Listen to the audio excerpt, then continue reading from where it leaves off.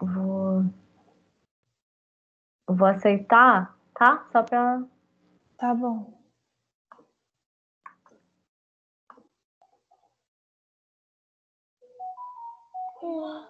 Oi? Bia, seu som tá ligado. Deixa eu ver. Oi? Tá ligado. Vou desligar.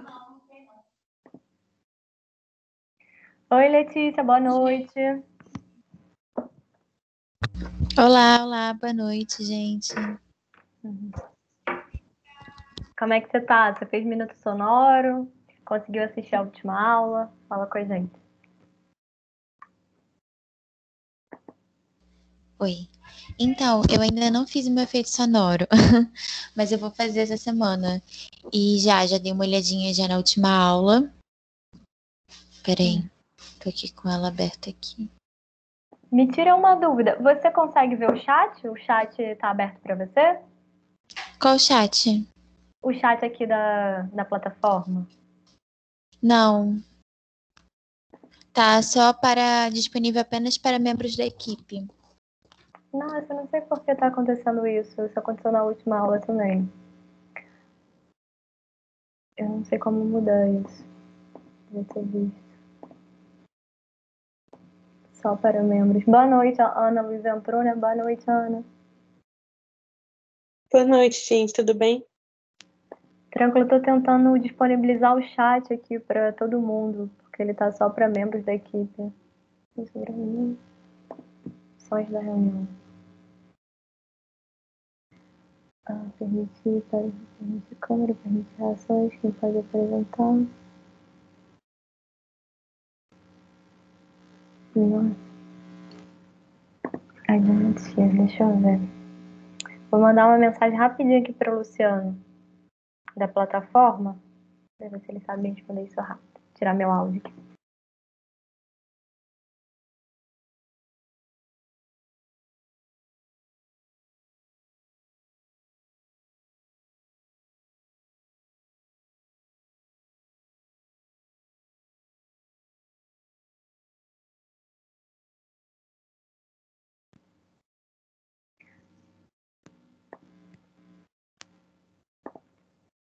Boa noite, turma. A gente só tá esperando mais gente entrar e tô tentando resolver a questão do chat, que aconteceu a mesma coisa da aula passada.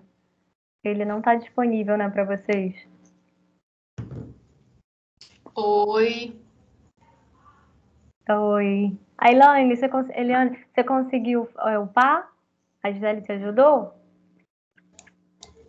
Não entendi. Você conseguiu upar o seu minuto sonoro lá na pasta? A Gisele falou que... Então, eu passei pelo WhatsApp, porque eu não consegui pôr, porque ele tá no celular.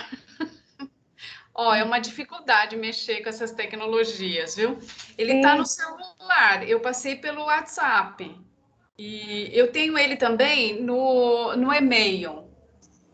Não, maravilha. Se você passou para ela, ela vai upar lá. A gente tem uma pasta no Drive, aí a gente tá colocando lá. Tá bom. A gente tá, de novo, sem o chat, gente. Tá sem o chat. Não sei como resolver isso, porque que começou a ficar assim. Eu mandei uma mensagem agora para Natália. Vamos ver se ela me responde durante.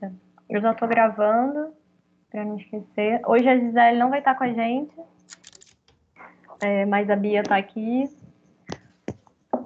Ela, nossa monitora, e vai estar fazendo o VJ da aula. Vai ser uma aula conjunta nesse sentido. Deixa eu ver, já são 6h05. Só mais um minutinho e a gente começa. A gente pode usar esse espaço, se alguém tiver com alguma dúvida, quiser comentar alguma coisa, se assistiu a aula gravada, se assistiu os filmes, pode ficar esse espaço aberto para isso. Vocês perguntaram, né, sobre as aulas gravadas no YouTube, eu consegui acessar, viu? Pelo link, tá? Ah, maravilha. Eu também consegui. Ela é disponível no YouTube.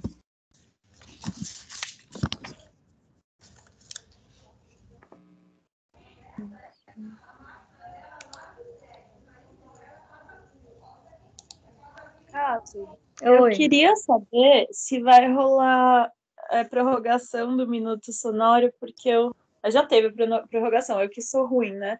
Mas eu não consegui gravar, porque eu fiquei em dúvida entre duas opções e não gravei nenhuma. Então é isso. Mas se Não, não rolar, tudo vai. bem. Eu só queria pedir desculpa, porque eu vacilei mesmo.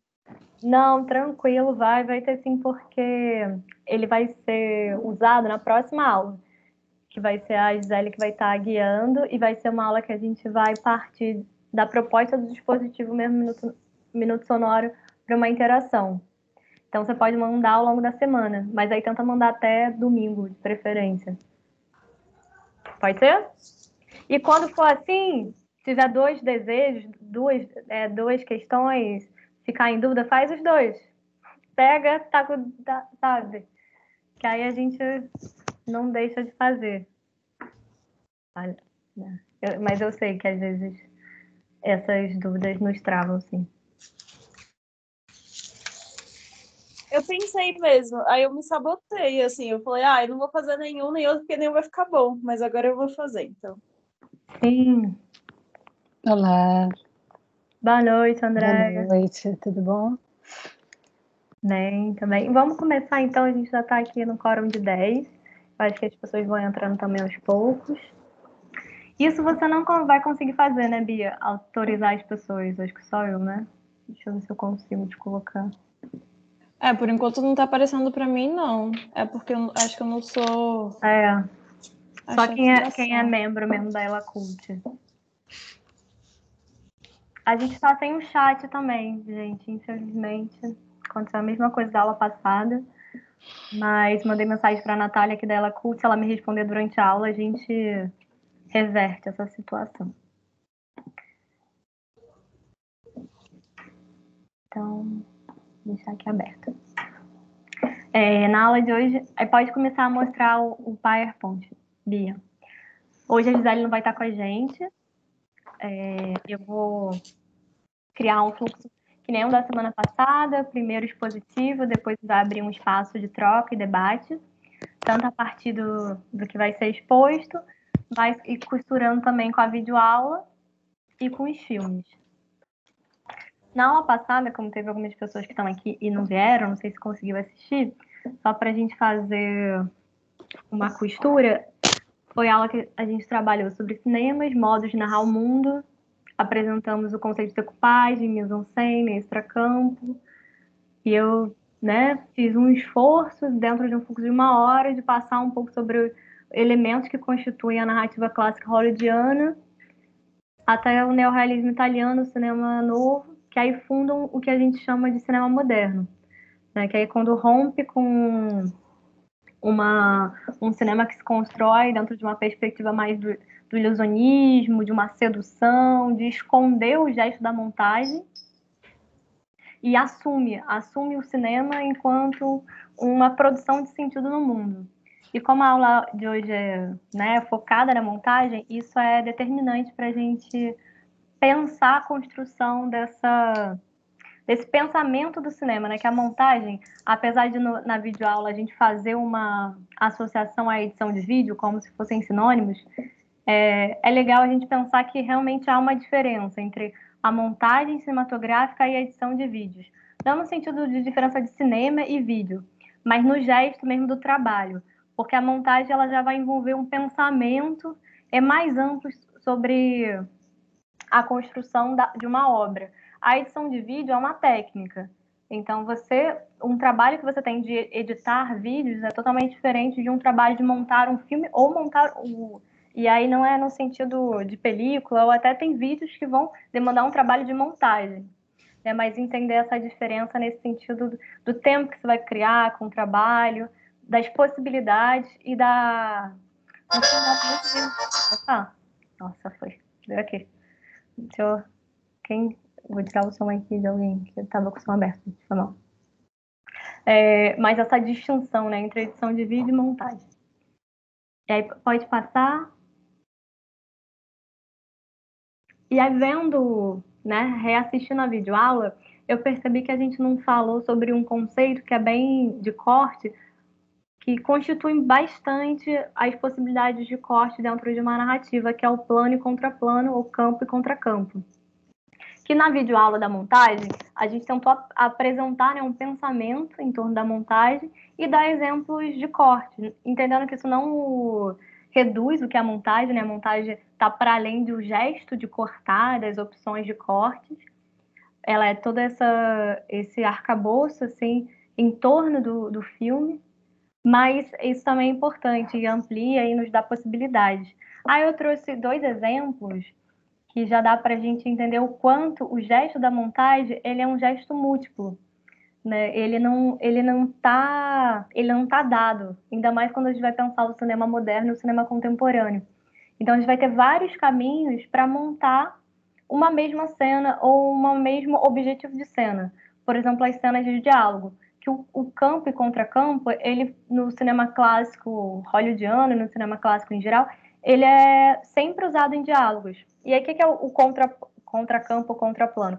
É o plano no lado oposto, né? Então, se vocês estão me vendo aqui, se fosse uma montagem, eu estaria vendo vocês. Aí estaria nesse jogo, que a novela, por exemplo, usa bastante.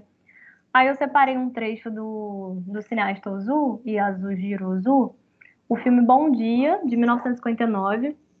É um dos poucos filmes que esse cineasta fez colorido.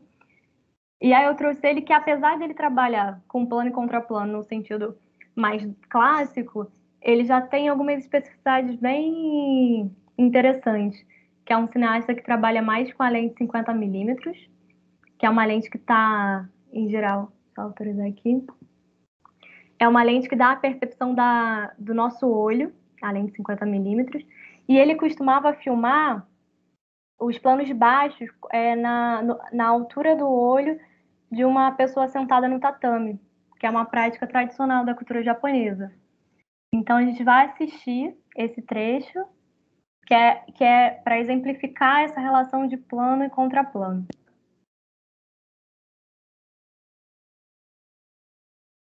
A Bia vai colocar aqui pra gente. Aí eu acho que o áudio, ele não deve estar tão incrível, peço para vocês botarem no máximo, mas tem legenda, isso vai ajudar.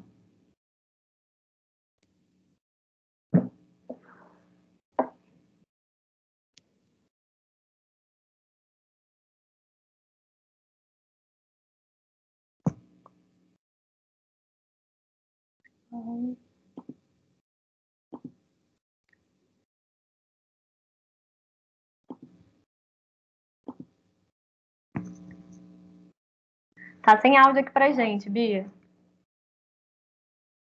Se você tiver com fone, tem que tirar o fone. Tá, beleza.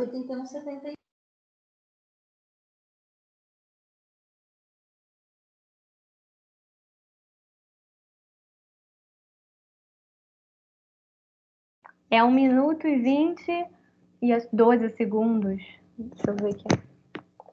1 minuto e 20 e 25 segundos.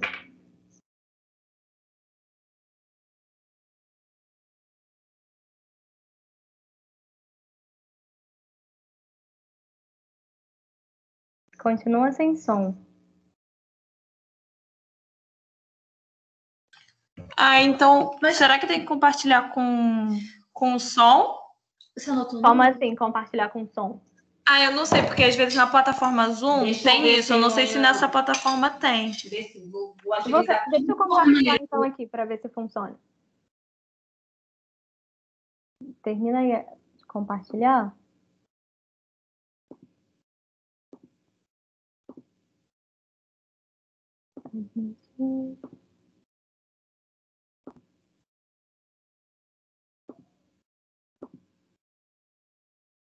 Não tem.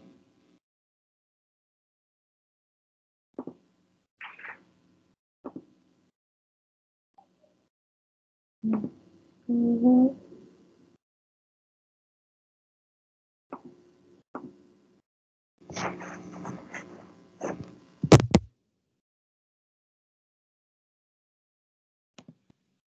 Vê se vocês estão escutando, gente. É bem baixo esse início, tá? Eu pelo menos não tô nem vendo. Agora foi. Agora entrou. Tá saindo áudio. Não estão vendo, gente? Tá, Eu tá. não... O som tá aparecendo? Não tô ouvindo. É bem baixo esse início mesmo. É bem baixinho.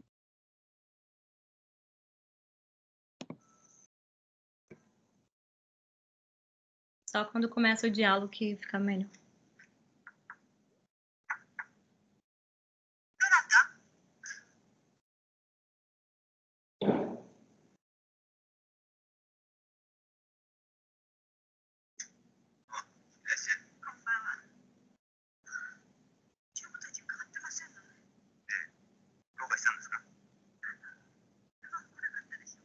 Isso é um plano contra plano. Só ter que pausar porque eu vou ter que liberar alguém que chegou, gente. Só um minuto. Pronto. Foi. Mas esse trecho já foi um exemplo de plano contra plano.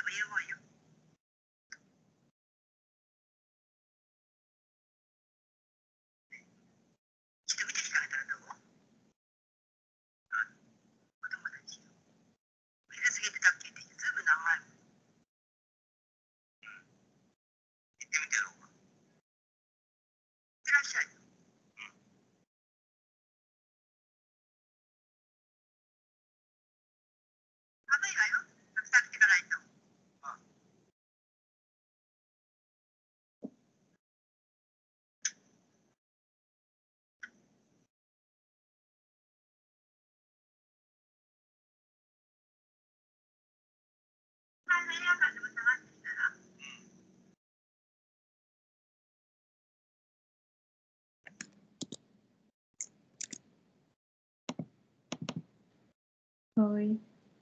Deixa eu ver aqui. E aí tem esse jogo contextualizando, eu acabei não contextualizando o que é o filme. Deixa eu botar o fone. Estão me escutando, né? Esse filme, ele parte de dois irmãos, dois garotos que querem... Nossa, aonde é?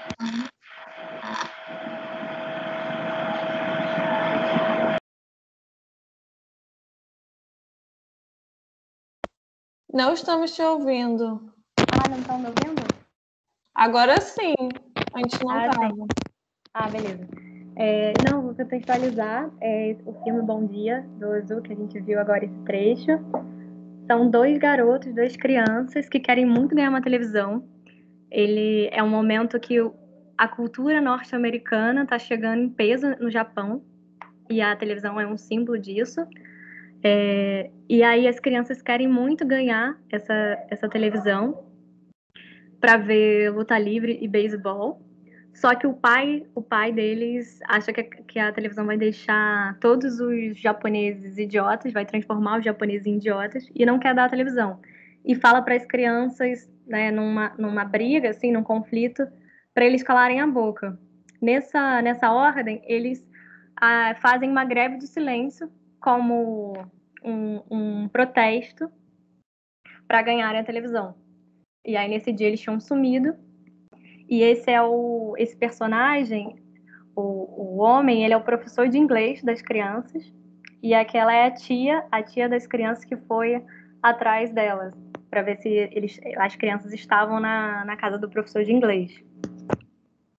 E aí tem esse diálogo, porque o professor de inglês está apaixonado pela tia das crianças. E aí tem essa. E aí as crianças falam que vão fazer uma greve de silêncio porque os adultos só falam coisas que superficiais, que não dizem nada. Só ficam falando, bom dia, o dia tá lindo, olha o tempo. E eles estão cansados dessas saudações. E aí tem esse diálogo que eu acho lindo do filme, assim, né? Que é a irmã do professor falando, mas é verdade, né? As coisas difíceis a gente não se fala. Você, por exemplo, tá apaixonado por ela e não toma uma atitude. Enfim. E aí ele usa o plano e contraplano, mas na sua maneira, né? Na maneira Ozu, que é com outro tempo, é com outra relação com os personagens. Às vezes parece até que o personagem está falando com a gente.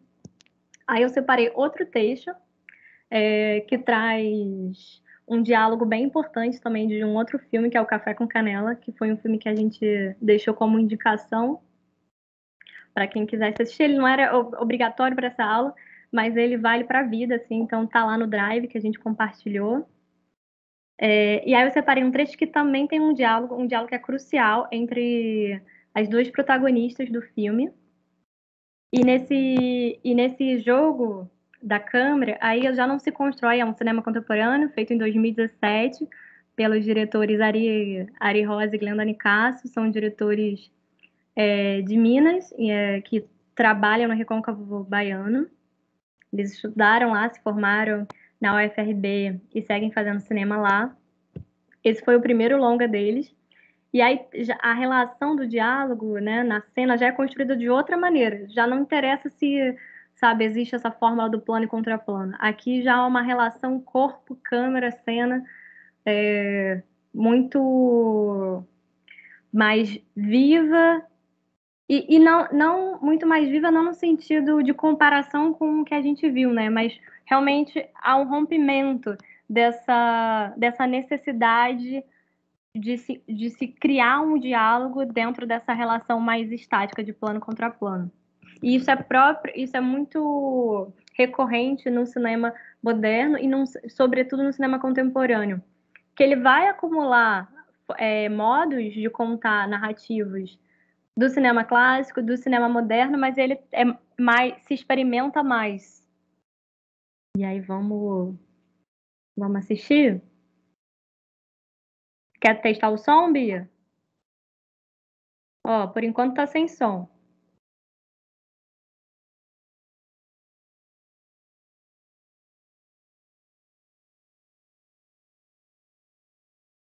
Tá sem som. É porque se você ficar sem som, Bia, o vídeo ele fica sem som também. Acho que não dá para deixar só o som do vídeo nessa plataforma. Eu não tinha visto que eu tava sem som. Perdão. Vamos voltar. Tranquilo.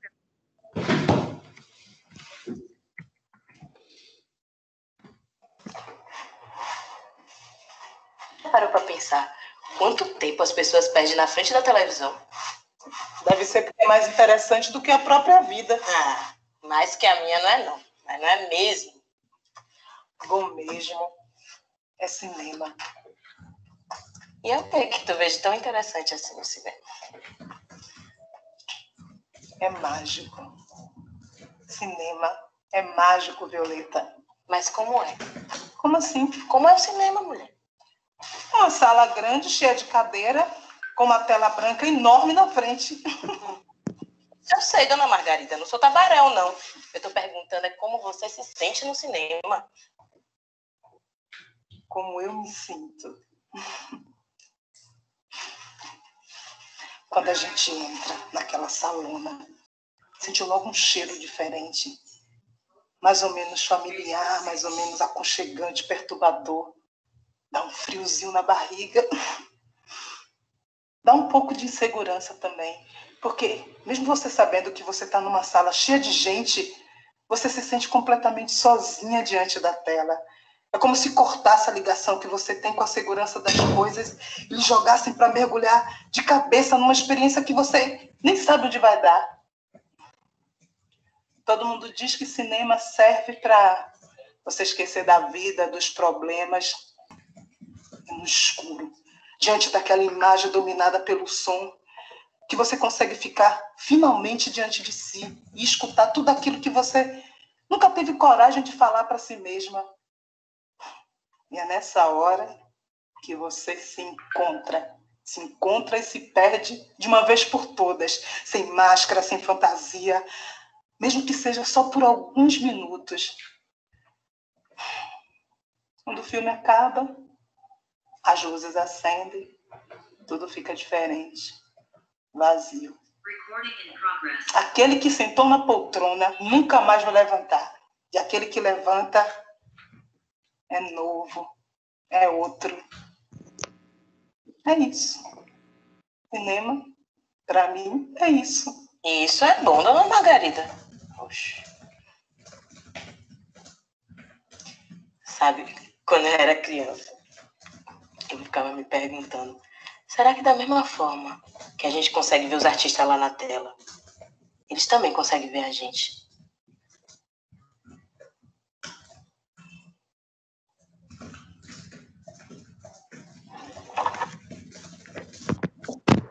Foi esse trecho. Ai, maravilhoso. Esse trecho, ele é um pouco a diferença, né, do cinema clássico hollywoodiano para o cinema moderno, cinema contemporâneo, as questões que interessam esse cinema. Um cinema que está engajado numa produção e numa produção de sentido sobre o mundo. Ele não quer levar o espectador para um universo mágico, fantasioso, que faça o espectador esquecer que está assistindo um filme, mas ele quer o tempo inteiro evocar aquele espectador para dentro dessa experiência. Ele quer que o espectador esteja construindo junto aquela experiência e que se conecte com o fora da tela. Então, o cinema moderno, o cinema contemporâneo, ele está o tempo inteiro trazendo fora da tela para dentro da tela. E aí essa relação cineasta-espectador fica mais uma certa horizontalidade, né? Se cria uma horizontalidade entre o filme que está vendo e o filme que o cineasta propôs. São duas experiências que se encontram e só existe nesse encontro. Aí você pode... vou continuar aqui. Será que eu passo os slides? Eu posso passar. Peraí. Mas contextualizando também o filme A Margarida, essa personagem que está falando sobre a experiência do que é o cinema na vida dela, ela está num luto muito antigo da perda de um filho. E a Violeta, Cachoeira, fica ali no Recôncavo Baiano, e tem uma cidade vizinha que é São Félix. Então, a Violeta, ela mora em Cachoeira e a Margarida em São Félix. E a Violeta, ela vende coxinhas. Então, ela faz essa travessia, tem uma ponte que liga as duas cidades, que é cortada pelo Rio Paraguaçu. E a Violeta, ao bater na porta da casa das pessoas, né, para vender a coxinha, ela reencontra a Margarida, que foi professora dela. E tá num luto, tá num estado de depressão, de auto-isolamento, né, já de anos. E aí esse reencontro transforma a vida das duas. Que tem essa cena. Pode passar. E aí eu trouxe esses dois, o do Azul, o Bom Dia, feito em 59, e esse Café com Canela, né, do Ari Rosa, da Glenda Nicasso, feito em 2017, para a gente já ver a multiplicidade de como construir uma cena de diálogo no cinema. A partir daí, né? Se o plano e o contraplano, o campo contra campo foi instituído como uma certa regra num cinema, hoje a gente já tem essa possibilidade múltipla, assim, não há uma fórmula certa, né? E aí, pensando o tema da aula de hoje, que vai costurar a aula inteira, Eu trouxe alguns verbos que se relacionam com a ideia de montagem, né? Desmontar, montar, reorganizar, deslocar, associar, decompor, ordenar, contar, compreender, romper, desordenar, relacionar, multiplicar, potencializar, inventar. Tem nossa, gente, o efeito Kuleshov que a gente compartilha lá na videoaula, que ele fala, não sei se todo mundo assistiu ou quem assistiu a videoaula, o efeito Kuleshov, ele é um dos mais conhecidos dentro do pensamento da montagem. E é nessa transição, só fazendo uma contextualização, né? Quando a gente parte desse início do cinema e vai constituindo uma linguagem comum do cinema, o gesto de montagem ele é decisivo, né? A montagem é o grande diferencial nesse pensamento em torno da linguagem cinematográfica.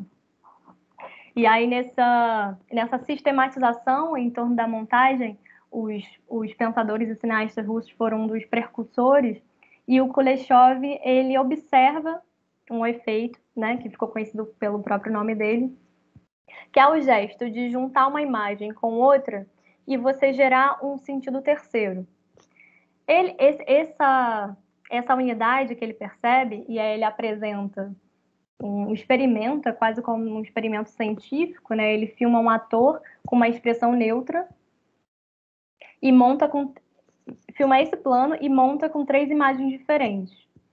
Uma imagem que é um prato de comida, a outra imagem que é uma mulher deitada num sofá e outra imagem que é uma criança no caixão. E mostra isso para um espectador, para um público. E aí há uma sensação de que o personagem, em cada junção, estava com uma expressão. Então, quando se junta ele com um prato de comida, se coloca uma expressão de fome nesse personagem, né? Quando se reencontra essa imagem pela terceira vez. E com a mulher deitada no sofá, há a sensação de desejo. Com a criança no caixão, há uma sensação de tristeza. Essa expressão, essa dedução que o Kuleshov faz, ela foi muito apropriada no cinema do Hitchcock. O Hitchcock, inclusive, ele reproduz esse efeito, se colocando enquanto personagem, isso está no nosso vídeo também. E aí Eisenstein, que é um outro cineasta e também muito teórico, ótimo, né? E um teórico fundamental da montagem, ele inclusive critica essa percepção do Kuleshov, porque dentro dessa percepção de montagem, quando você pensa esse A mais B igual a C, você está deduzindo já uma relação fechada, você está trabalhando com um cinema que ele vai estar sendo pautado por uma unidade, que ele vai estar sendo pautado por uma linearidade. Então, que ele vai dar a ver algo mais fechado, né? E você vai esperar isso do espectador. Isso é muito usado no cinema clássico. Isso dentro de um cinema que trabalha com a representação, que trabalha com uma ideia de real mais fechada, com um ponto de vista mais homogêneo e linear, faz muito sentido, realmente se encerra. E é muito interessante, a gente observa o efeito Kuleshov até hoje sendo usado e chegando em lugares interessantes. Só que o Eisenstein ele vai trabalhar com uma relação de montagem em que ele pode passar, Bia, em que ele quer demandar do espectador uma criação conjunta. Ele quer dar ao espectador uma emancipação e um direito a chegar numa conclusão diferente. Então, ele não quer juntar 2 imagens para chegar numa percepção única, né? Então, ele não vai se interessar por esse caminho do uso da montagem, né? De uma montagem que chega num único sentido. Ele vai estar pensando numa montagem dialética de heterogêneos, em que vai convocar o espectador em espaços de lacuna. Então, não se tem um único ponto de vista, se tem vários pontos de vista sendo construídos, se tem possibilidades de multiplicar aquela experiência para vários sentidos e significados. Esse aqui... E aí, partindo desse lugar, eu selecionei um artigo que eu deixei lá na nossa plataforma, que é o Pedagogia do Cinema Montagem. Esse artigo, eu achei ele bem interessante, ele está no livro Brincar de Cinema, eu já tinha lido ele em outros momentos. Eu não tenho aderência total ao ponto de vista que ele vai desenvolvendo, mas eu acho ele bem base para a gente, porque ele tá trabalhando com pedagogia, ele está falando dos processos do cinema na educação, ele está partindo de montagem, ele tem uma bibliografia bem abrangente, ele traz, né, educadoras bem importantes no Brasil, como a Rosália Duarte, a Fresquet, e o César e a Eliane têm também se debruçado sobre isso, né? E são referências. E aí ele vai trabalhar muito a partir da montagem, que eles chamaram até de pedagogia einsteiniana. Enfim, né? Pedagogia do Eisenstein. Mas eu trouxe algumas aspas desse artigo, como esse que eles falam dessa passagem, a passagem do cinema de um aparelho de reprodução da realidade para um dispositivo de produção de sentido na relação com a realidade, que seria essa transição desse primeiro cinema para o cinema moderno, né, a partir do neorrealismo italiano, do cinema novo, Novelle Vague até hoje. Mas também há essa ideia de passagem, por exemplo, é uma coisa que eu não faço uma aderência total, porque se a gente pensar hoje, o cinema está sendo experimentado e está dialogando diretamente com o primeiro cinema. Então, não dá para a gente pensar o cinema nessa linha evolutiva somente, né? Numa linha cronológica evolutiva linear. É uma espiral, ainda mais, é um processo tecnológico que, mesmo surgindo novos modos de se fazer, o digital, na verdade, nos aproxima com o primeiro cinema. Então, é um pouco isso também, que eu tenho a percepção. Mas aí, total acordo com essa possibilidade de invenção de mundos possíveis, né? É um cinema engajado... Não, só para eu ler a outra aspas, rapidinho. Bia. Deixa eu ver agora aqui, tá. É engajado em uma produção de mundo que não se limita em um ponto de vista sobre questões específicas, mas como produtor de modos de pensar o mundo em si. Então, esse cinema, hoje, que ele está possibilitando essas invenções de mundos possíveis, né? Que a gente tem falado, e a potência disso na escola, a potência disso em processos de formação e engajamento com o território, consigo, com autoconhecimento. Pode passar. E o tema da aula, montagem, magia, técnica e experimentação, aí eu trouxe umas nuvens de palavras, né? Desdobrando cada uma dessas palavras. Magia, deslocamento, imaginação, memória, encantamento, epifania, poesia. E aí, deslocando também, né, fazendo esse deslocamento da palavra magia, não nesse contexto de ilusão ou de fazer com que a gente entre no universo e esteja alheio a nós mesmos, né? Como a gente pode pensar um cinema mais de entretenimento. Mas a magia, na verdade, é um reencantamento do mundo, né? E é na montagem que isso acontece no filme. Porque o filme, né, desde sempre, não só no digital, ele é feito de modos separados. E é só no gesto da montagem, de unir aquelas partes, de pensar qual narrativa está sendo contada, que se cria a magia do cinema, né? Então, esse momento de criação a partir desses fragmentos e potência de cada fragmento que se cria o filme em si.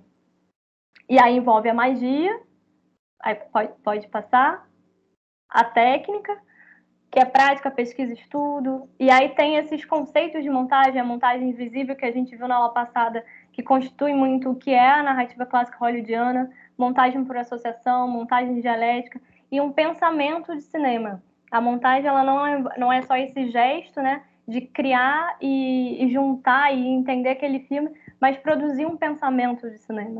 Os montadores, eles estão também ali numa centralidade nesse gesto de criação com o diretor, com a direção. Isso é um grande desafio, inclusive, para a gente em sala de aula, nesses processos, porque a montagem, ela é uma das partes que a gente pode pensar talvez mais solitárias.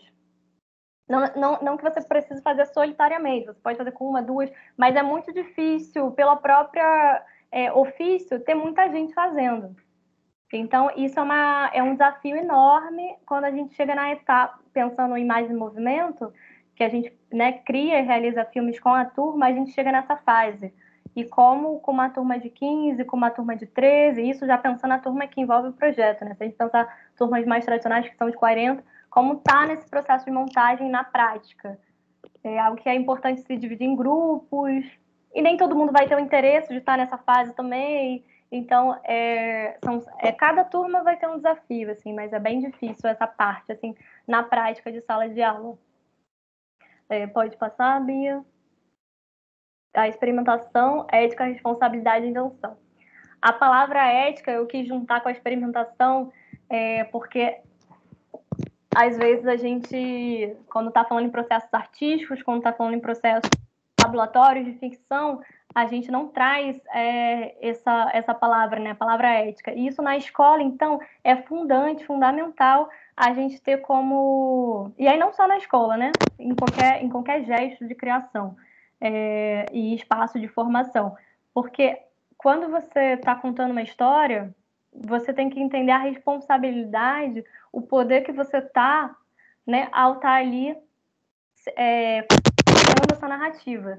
E aí uma ética de não estar desrespeitando nenhuma criatura histórica, né? Nenhuma história em si. Você não está desrespeitando ou reproduzindo um estereótipo. Você não está estigmatizando ou reproduzindo uma violência nessa narração. E isso é bem importante a gente discutir em sala de aula, né? Como criar narrativas que a gente não está reproduzindo estereótipos.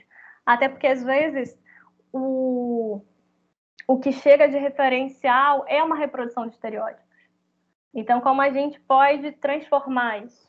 Criar jogos, criar dispositivos e criar conversas mesmo para chegar em outros lugares. E é uma responsabilidade de invenção. E aí o montador, a montadora, quem está nesse gesto de montagem, ele tem uma responsabilidade tão grande quanto quem está na direção. E entender o filme que está se colocando no mundo, a narrativa que está se colocando no mundo, né? É uma responsabilidade muito grande. Aí pode passar, nossa, o tempo tá voando.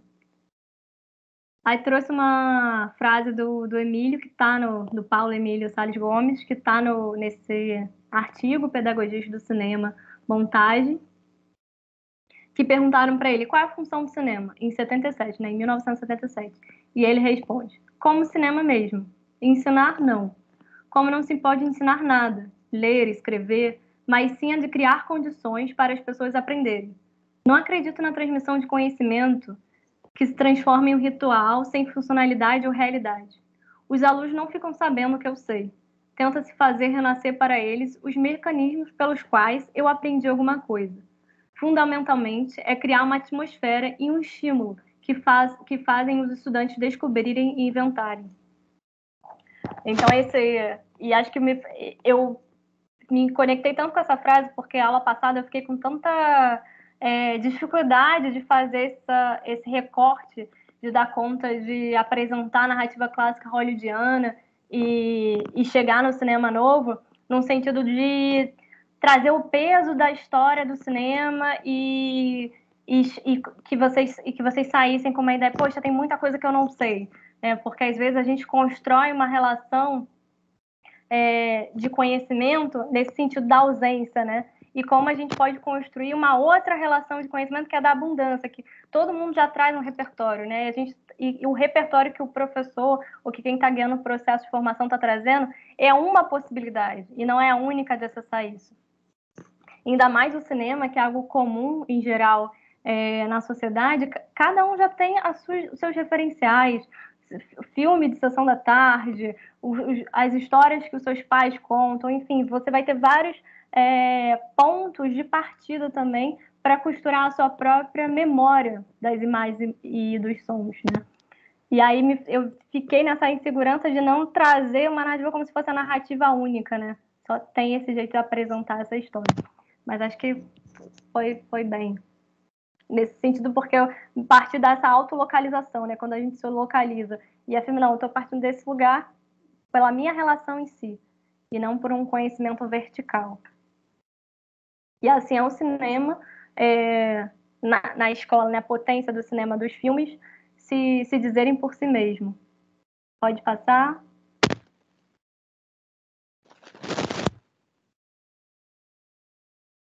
E aí teve outro, eu não botei aspas aqui, não tem aspas, teve outro artigo que eu compartilhei com vocês, que tem uma existe um encontro, né, que é um dos encontros mais importantes de cinema do Brasil, que acontece na Socine. E nesse encontro sempre tem temas, mesas de trabalhos que acontecem por 2 anos. E uma delas é sobre montagem, e eles lançaram o livro, acho que foi do ano passado, que aí é uma coletânea de vários artigos.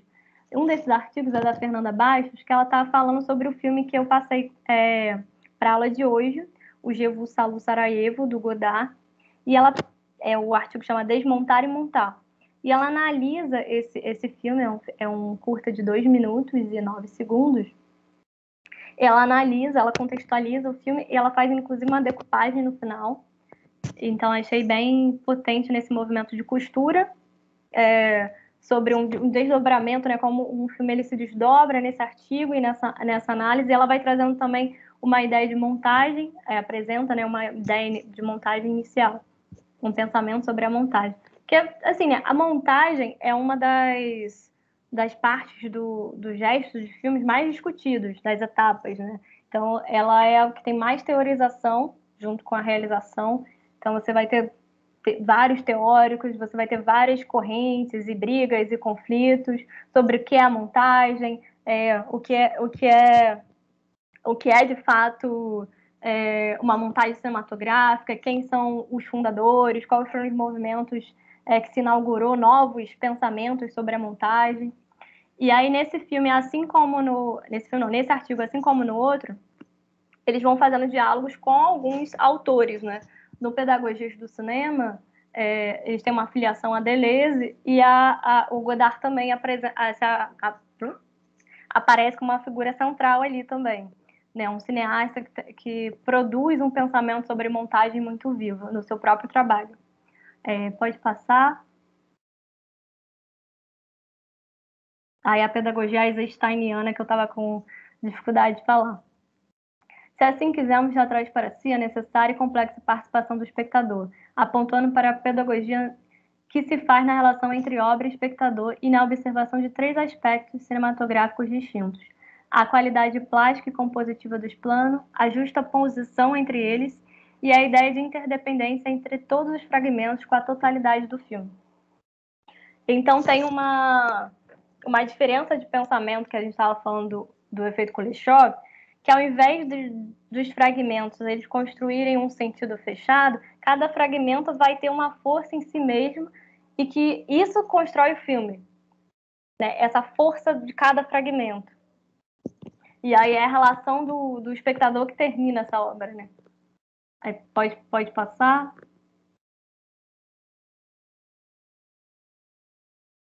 E abordadas sobre o ponto de vista da criação, as imagens são capazes de suscitar, da mesma forma que o texto escrito, um verdadeiro processo cognitivo.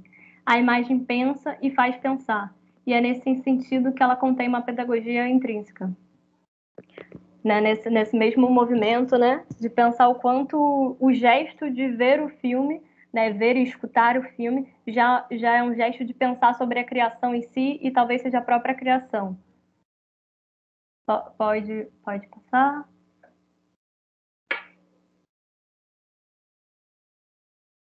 E aí, pensando o filme do Godard, o cinema do Godard, o Godard é um cineasta francês, Jean Godard, né? E a gente passou esse filme, o Je vous salue Sarajevo, que ele fez em 1993. E no Pedagogias do Cinema Montagem, se trabalha muito sobre a obra dele. Né? Então, tem esse texto no cinema do Godard, montagem é um método de investigação e produção de conhecimento. Por vezes, o discurso gordardiano afirma que essa fecundidade chega e o cineasta é capaz de anunciar que encontrou algo. Eureka! Mas, de um modo geral, como bem explicita Didi Huberman, é a montagem que introduzirá hesitações, aproximações dialéticas ou paralogismos que devolverão seu cinema à busca e à investigação. E aí é interessante, eu trouxe essa parte porque não está aqui nesse momento, mas fala o quanto o cinema do Godard, e a gente pode passar vários outros cinemas, para além dessa filiação ao cinema do Godard, produz um múltiplo, né? Ele produz uma abertura, uma ampliação, mais do que um fechamento. E a montagem, ela produz essa lógica de ampliação, de multiplicidade. E aí rompe com uma ideia de representação, rompe com uma ideia de representação do real. E aí a gente pode costurar com o próprio cinema contemporâneo, os gestos de fabulação crítica, fabulação afrofuturista, fabulação a partir do realismo fantástico, que aí se rompe com essa representação da realidade e se cria um próprio mundo possível dentro daquela experiência daquele filme que extrapola a tela. Pode passar, Bia, por favor? E aí isso... Eu às vezes até me irrito de ficar falando tanto Godard numa única aula, repetir 50 mil vezes, gente. Vocês me desculpem. Peço até desculpa por isso. O cinema do Godard é uma dolorosa meditação sobre o tema da restituição, ou melhor, da reparação. Reparar é entregar as imagens dos sons àqueles dos quais elas foram extraídas. Mas essa frase, aí para além do cinema do Godard, eu acho que ela é muito importante para a gente pensar essa relação, o que o cinema e aí, o que a educação pode nos restituir e pode nos restituir enquanto relação, enquanto troca. Né? Não tem uma resposta fechada, né? Mas eu acho que nos estimula, nos instiga enquanto educadores e enquanto cineastas, criadores. Pode passar. Não, pode passar essa, porque eu estou com pouco tempo. A memória é uma espécie de encruzilhada, uma junção, uma interseção onde o velho e o novo se encontram. Essa é uma frase do cineasta João Aconfra, que trabalhou muito sobre a memória. Pode passar para o outro? E aí o Aconfra, ele traz a ideia da memória como... Ah, não, isso eu também não vou conseguir. A memória como uma potência de encruzilhada. E aí a gente sai do gesto da verdade ou de um único ponto de vista para você fazer o exercício de contar uma história, e aí isso se junta muito com o pensamento do Benjamin, do Walter Benjamin, ou até de qualquer cultura de resistência, quando não vê a sua história sendo contada na oficialidade. Então, a própria memória desses outros povos, desses outros grupos, ela não está ali na memória oficial. E ela se constitui como a outra história. E aí, se a gente pensa que toda história é uma outra história, toda história é um ponto de vista, e pensa esse encontro, né, encruzilhada como esse encontro de versões, esse encontro do velho e do novo e do possível, é muito potente, e é um gesto que muitos cineastas hoje, no cinema contemporâneo, têm feito, né? Esse gesto de partir da sua memória para chegar num campo de fabulação. E aí essa memória ela é embaralhada, ela é transformada e ela se recria, criando um futuro no presente. A gente tem esse deslocamento de tempo nessas narrativas. Pode passar, por favor? Aí você pode passar a poesia do Augusto de Campos, não vai dar tempo. E essa parte, mas eu não sei, eu queria entender, porque essa parte eu tinha pensado, e aí pensando na memória, que para mim, esses 3 filmes que eu juntei, Travessia, Jevu Salu Sarajevo, Travessia da Safira Moreira, Jevu Salu Sarajevo. Não, pode ficar lá no Jevu Salu Sarajevo. E o Topol One, que eu não sei o nome de cabeça, só um minuto. Que eu descobri esse filme para essa aula, semana passada. O Kamikia Kised, que é um cineasta indígena, e o Simone Giovanni, não descobri, mas ele seja italiano, acho que não é brasileiro, mas que fizeram o terceiro curta que eu passei. O Topol One. Há uma costura da memória, do lugar da cultura, né, e do próprio gesto de montagem, que eu achei que costura esses 3 filmes. E fiquei pensando o que eles nos restituem, né? O que esses 3 filmes juntos nos devolvem, ou nos amplia, né? Que lógica de múltiplo ele nos oferta. Pode passar um pouquinho? E aí a minha proposta nessa parte final, de conclusão, seria a gente assistir os 3. Mas eu não sei se vocês assistiram, e a gente está sem chat, então vocês vão ter que falar no áudio. Eu queria entender se vocês assistiram os filmes, quem assistiu. Se a maioria não assistiu, eu acho que vale a pena a gente assistir os 3 nesse fluxo, que é um de 2 minutos, outro de 5, outro de 7. Seria mais 14 minutos. Eu assisti. Eu assisti, mas é top assistir de novo. Só falou quem assistiu, né? O resto que não falou não assistiu? Eu não consegui assistir também. Assim, eu não atrasada, não consegui nem fazer o exercício do áudio, cheguei atrasada.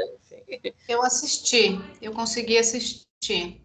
Eu acho que eu só não vi. Eu vi o Travessia, eu vi o Topawa, vi o do Jerusalém Saravejo. Tinha mais algum? Ah, esse do Café com Canela é um trailer, né?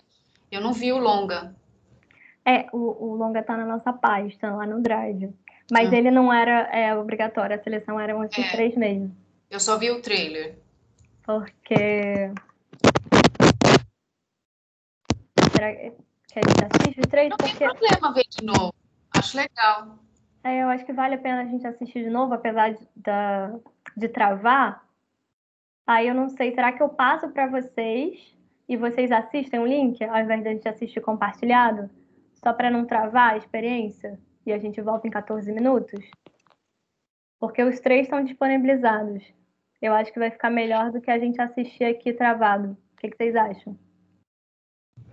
Eu acho que não vai ser exatamente 14 minutos, porque o que deu em Baúba, eu pelo menos tive muita dificuldade, porque ele parava muito, mas não sei se...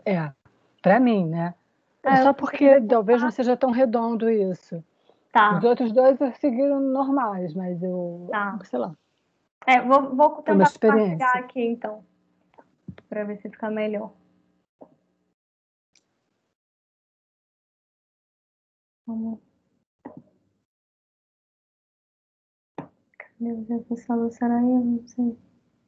Ah, tá no Drive. Já tá aqui no meu computador também.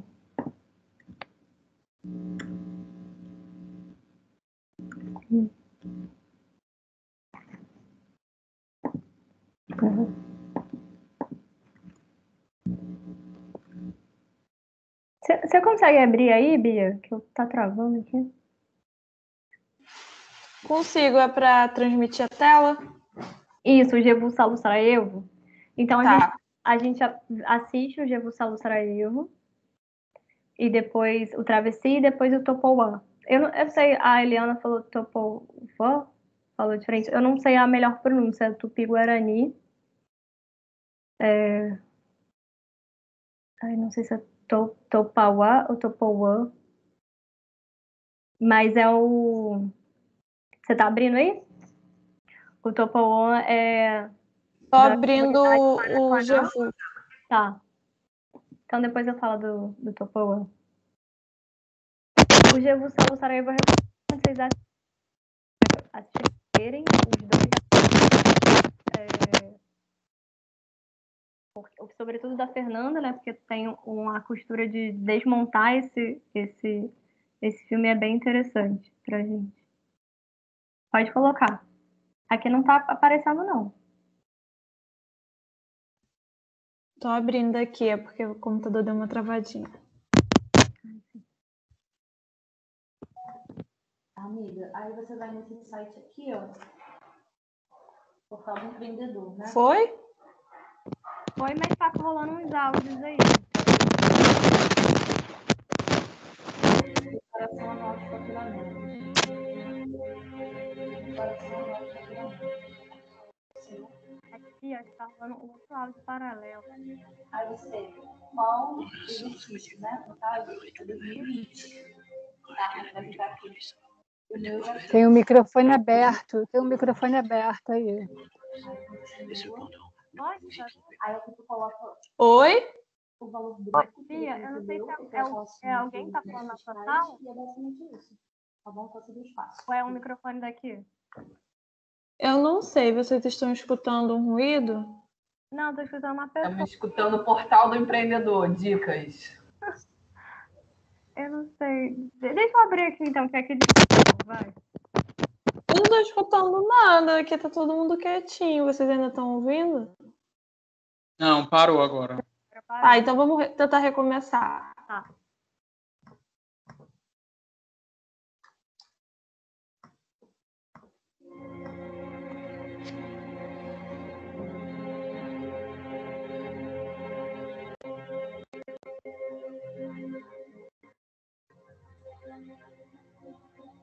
En un sens, voyez-vous, la peur est tout de même la fille de Dieu, rachetée la nuit du vendredi saint. Elle n'est pas belle à voir, tantôt raillée, tantôt maudite, renoncée par tous. Et cependant, ne vous y trompez pas. Elle est au chevet de chaque agonie. Elle intercède pour l'homme. Car il y a la règle et il y a l'exception. Il y a l'exception, qui est de l'art. Tous disent la règle, cigarettes, ordinateur, t-shirt, télévision, tourisme, guerre. Personne ne dit l'exception. Cela ne se dit pas. Cela s'écrit. Flaubert, Dostoïevski. Cela se compose. Gershwin, Mozart. Cela se peint. Cézanne, Vermeer. Cela s'enregistre. Antonioni, Vigo. Où cela se vit. Et c'est alors l'art de vivre. Brenica, Mostar, Sarajevo. Il est de la règle que vouloir la mort de l'exception. Il sera donc de la règle de l'Europe de la culture d'organiser la mort de l'art de vivre, qui fleurit encore.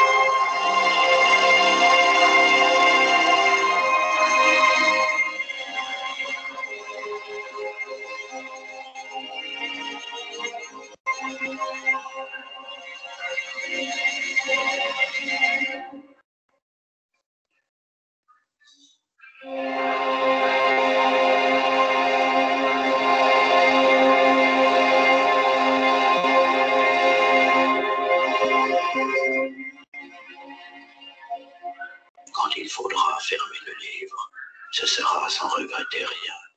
J'ai vu tant de gens si mal vivre, et tant de gens mourir si bien.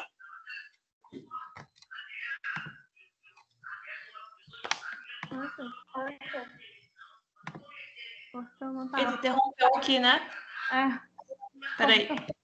Cortei sem querer. Peraí. Só o finalzinho.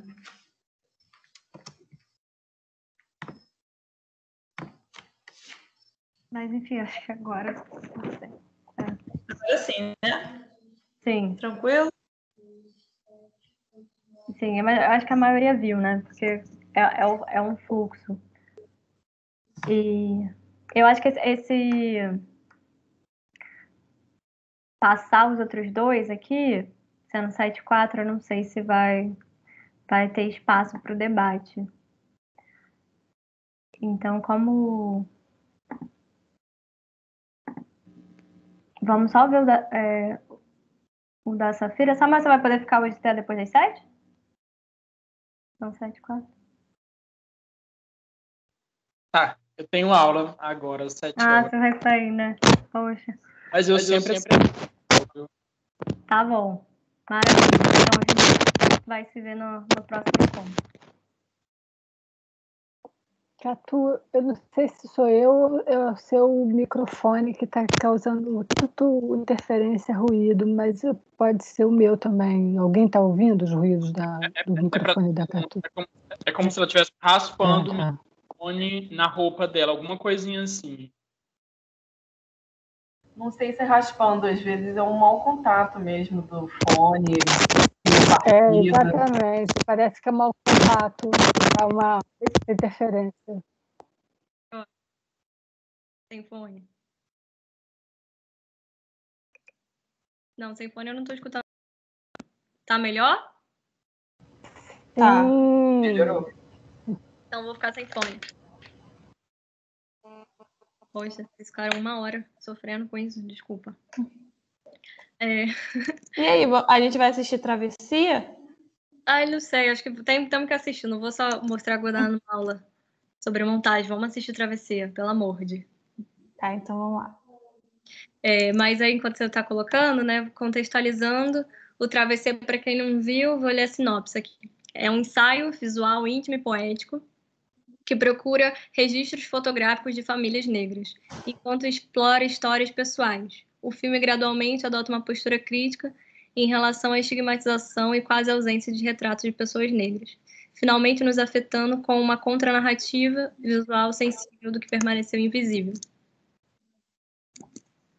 Da cineasta Safira Moreira, que tem se debruçado sobre imagens sobre fotografias de famílias negras. Ela está com outro projeto também.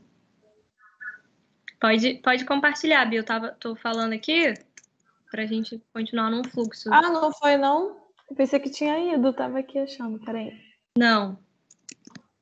Olha esses delay. E aí o Travessia, ele foi feito no... Tá, 2018. Foi?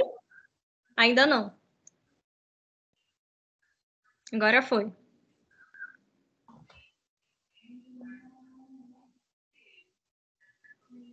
Pode colocar? Pode.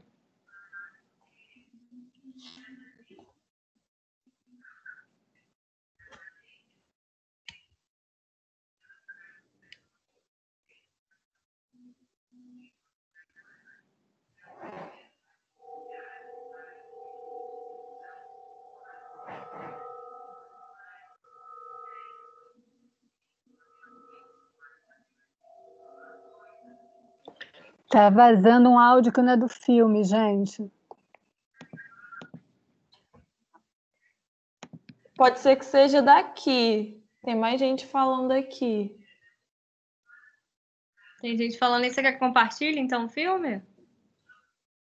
Pode ser, se estiver atrapalhando vocês. Tá, vou compartilhar. Desculpa, gente. Na verdade, parece uma TV ligada.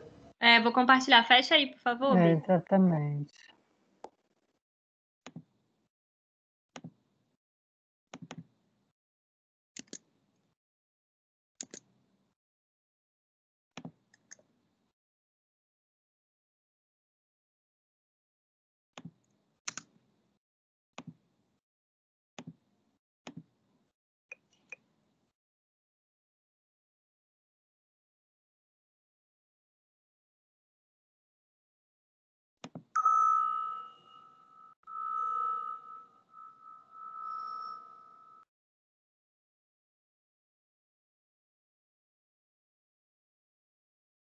A voz da minha bisavó ecoou criança nos porões do navio.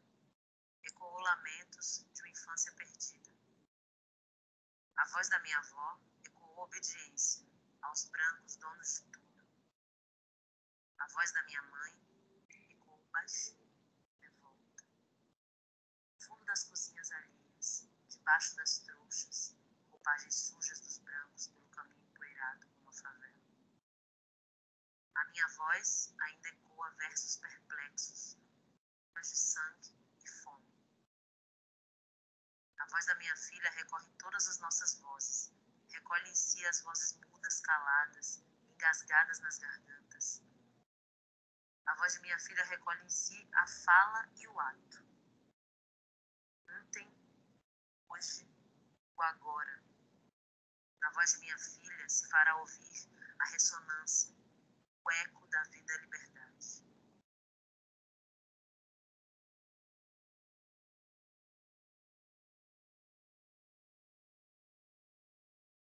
Eu acho que o registro que nós temos, assim, da minha avó, né, mãe Vira, e da minha mãe, é um casamento que teve uns 45, 50 anos atrás, de tia Vânia. Essa coisa de fotografia era uma coisa muito cara, né? Então, acho que nesse casamento fizeram algo. Tem uma foto minha pequena, e provavelmente, se esse álbum ainda existir, deve ter um registro de mãe Vira, minha avó, de Maria do Carmo, minha mãe, de Tia Benta, mas da família mesmo. E o que existia, às vezes, era passava o cara do lambe-lambe, que tirava foto, e aquelas fotos que tirava de binóculo também, mas era raridade, né? Era assim, fazer parte do cotidiano nosso. E as famílias negras, esse registro. Tirar mais fotos das famílias brancas, realmente, que tinha essa condição financeira melhor. Então, você vê que tinha mais fotos. A família negra tinha mais ou menos uma foto, né, que se ficava na parede, uma foto antiga, botava uma moldura e botava na parede assim, que era a foto da vida toda. Não tinha esse registro fotográfico. Joana pode papiar também, desabre um bocado comigo, se te a coragem, finca maçoca e mirim. Pide a coragem, o fim cabeça, maçoca e mirim.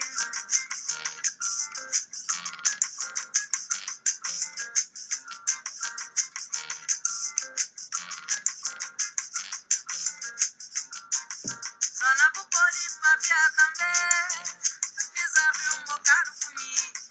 Pide a coragem, o fim cabeça, maçoca e mirim. Pide a coragem, o fim cabeça, maçoca e mirim.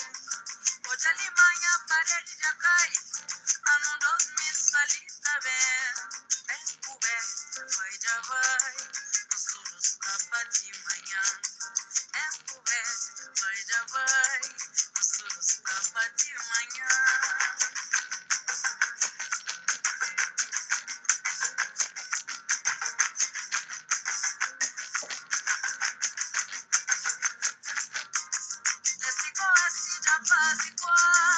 Democracia de nova vaga, homem por doença continuar, nos nunca fica das pernas água, homem por doença continuar, nos nunca fica das pernas água, não pula vacas da menino, mãe de cada dia só de graça, alô Joana por seus meninos, minha trabalho tá fazendo falta, alô Joana por seus meninos, minha trabalho tá fazendo falta.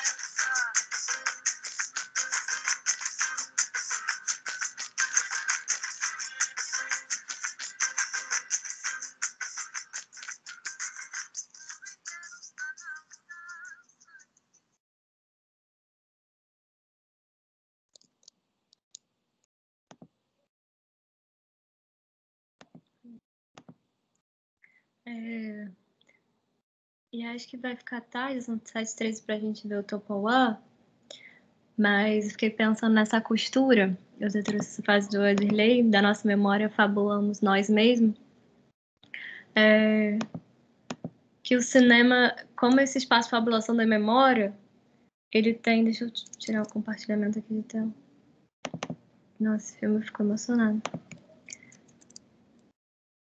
Ele tem esse... O poema da Conceição é maravilhoso, né? Muito lindo, muito lindo.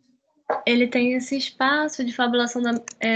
o cinema na escola tem esse espaço de trabalhar com a fabulação da memória como uma potência muito grande, né? Pensando uma possibilidade de construção afetiva, de invenção, de produção de conhecimento e de agenciamento, né? Entendendo que essa construção de memória individual e coletiva nesses territórios, e aí pensando em territórios periféricos, que são, em geral, construídos dentro de uma lógica das imagens midiáticas e até do cinema, dentro do lugar do estereótipo, do estigma, da dicotomia.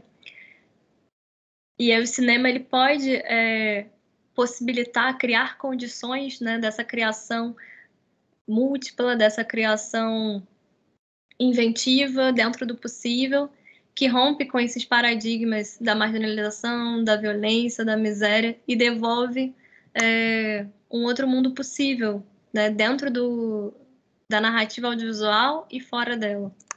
E eu acho que esses filmes, de maneiras diferentes, né, gestos diferentes, e aí o Topauã ele também traz essa costura, que se no filme do Godard ele está falando da cultura como a exceção, se a gente pensar a cultura da comunidade Paraquanã, ela é exceção, ela é uma cultura da exceção, ela é a própria arte do viver.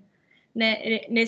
Os povos que não fazem parte da cultura europeia ou da cultura colonizadora, eles têm uma cultura que são baseadas na própria arte de viver. E o cinema, ele tem um poder enorme de, numa experiência de 5 minutos, a gente fazer uma viagem, uma conexão com saberes, com sons, com imagens, com possibilidades ausentes, negadas e reconstituir, né?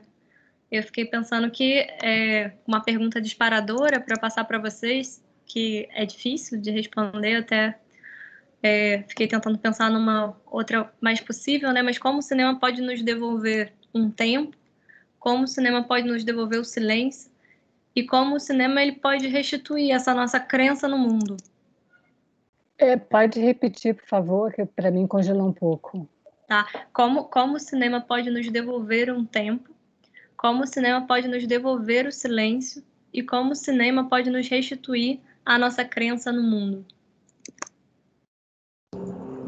Partindo desses 2 filmes, já que a gente não assistiu o Topoa, mas quem assistiu em casa e quiser fazer essa costura... Posso fazer um comentário sobre o Travessia? Pode. Eu achei interessante como que, na verdade, assim, é uma narrativa, veja se eu estou certa na minha leitura. Não tem certo e errado. É uma narrativa construída a partir do que eu diria de uma narratividade, porque a foto, o que eu achei interessante é que a construção de toda a narrativa, todo o percurso, né, ela vai começando com foto, e a própria foto, ela é um flash, ela é uma visão metonímica de mundo, né, de um acontecimento. E na hora que ela pega a foto, a câmera direciona o nosso olhar, né? Eu não tenho o todo da câmera, ela vai focalizando pedaços, né, da foto. Isso é uma coisa interessante, porque vai te dando perspectivas diferentes, leituras diferentes, né? E aí... É o que o Godard faz também no filme dele, né? Oi? Não, eu tô falando, o Godard faz exatamente isso no filme. Isso, né? Ele apresenta nesse ponto, eles são iguais, sentido, né? Porque ele mostra trechos e vai construindo, e ela faz a mesma coisa. É que aí, assim, eu percebo que são movimentos diferentes, né? Porque no do Godard você fica só com as imagens, ele também vai dando esse posicionamento metonímico, e ele tem lá aquele texto, né? O texto de fundo, e essa junção dessa visão metonímica das fotografias com o texto é que vai te dando o sentido da narrativa. O da Travessia, ele vai... O que eu percebo é que ele vai para um outro estágio, né? A partir dessas imagens metonímicas das fotografias e depois, né? O próprio movimento, né? Da personagem pegando as fotos e mudando, né? Uma foto para outra, e depois vir as pessoas, né, montando todo o quadro. Ele tem já agora um outro movimento. Eu não sei se é essa costura que você está comentando, né, para a gente fazer um pouco esta passagem, como de imagens que são estáticas, que é a fotografia, como é que dentro do cinema você vai compor toda uma narrativa a partir de um elemento que é metonímico, né, de uma narratividade para você compor um todo. Achei uma coisa bem interessante.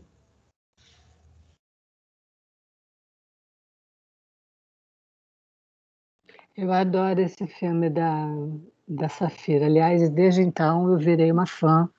Eu pesquiso tudo o que a Safira faz, eu vou atrás, quando eu sei que é ela que está fazendo, acho ela super interessante. Talvez porque, para mim, esse filme em particular, ele também me traz a revelação dessa quebra social, racial, inclusive, né? Que dá a possibilidade do registro fotográfico, a força que tem esse registro fotográfico.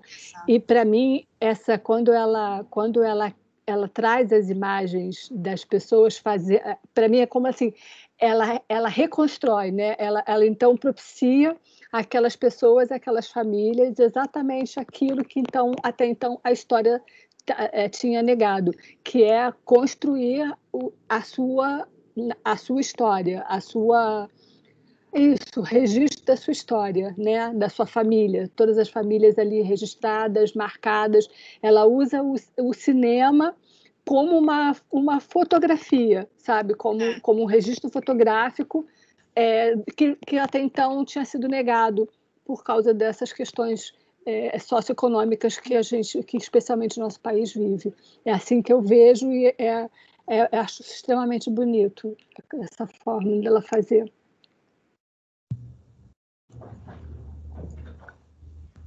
Oi, gente, boa noite. Eu queria fazer também uma observação sobre esse filme, que eu achei muito interessante, assim, esses comentários que falaram agora, os colegas. Justamente eu tinha pensado sobre isso, né? Que ela meio que recria a foto, né? Com aquelas famílias ao final do filme. Só que como outras famílias, novas famílias, e não mais estático como a foto, né? Mas recriando a foto pelo cinema ali, tudo em movimento. Mas, de certa forma, a foto está sendo recriada, né? Que as pessoas estão ali posando também. E o estático da foto inicial remete a passado, né? E aí faz essa travessia, né? Também, pouco a pouco, para a imagem em movimento, né? Primeiro é a foto estática por si só, depois é a menina segurando a foto e mostrando, depois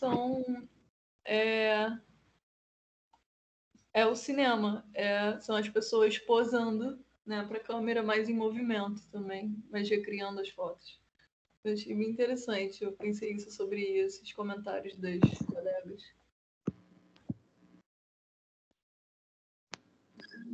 Oi, gente, vocês estão me escutando? Sim. O que eu achei, meio que endossando a fala das outras, o que eu achei interessante também, que por meio dessa reconstrução pelas fotos, né, essa reelaboração, o poema parece que ele não imita, desculpa, o curta, as imagens, o filme, ele conversa com o poema, né, porque o poema fala a voz da minha avó, da minha bisavó, ecoou nos porões, e tudo em termos de passado. Aí assim, do mesmo jeito parece que o filme faz isso.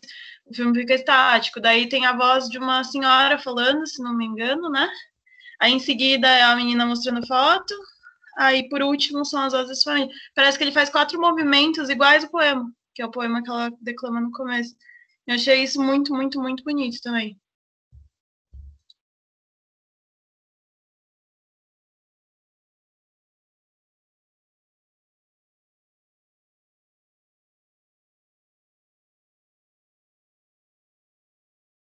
A Gabi tá tentando falar?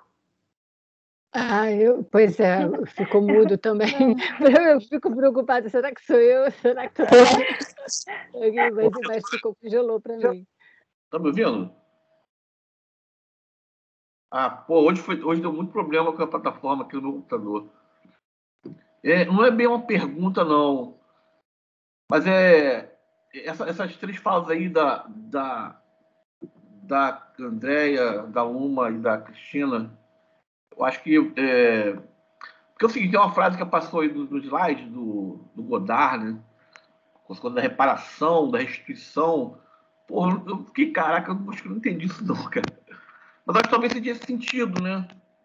Que elas estão comentando aí. Então, agora me abriu uma, de repente é isso, esse sentido de restituição por exemplo, de coisas que foram negadas, por exemplo, né, da imagem negar. Eu acho que agora que o filme da Safira deu um. Caraca, e comentário. Eu acho que é isso, Leandro. Ou pelo menos alguma coisa tem a ver com isso.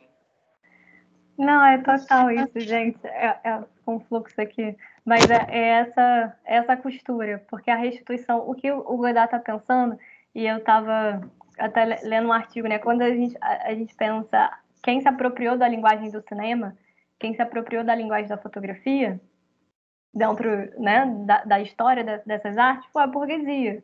Né, foi ali, e aí a primeira burguesia colonizadora, né, porque a primeira imagem que chega no Brasil, por exemplo, a imagem é um projetor, né, chega o projetor e imagens projetadas da Europa.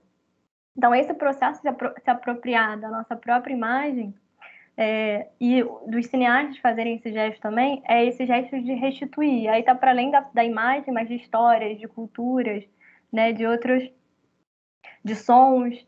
E aí o Godard, nesse gesto dele, tem um vídeo até que eu não sabia disso, eu vi pelo vídeo que a Andréa recomendou pra gente.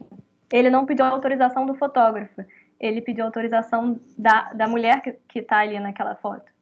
Achei isso incrível.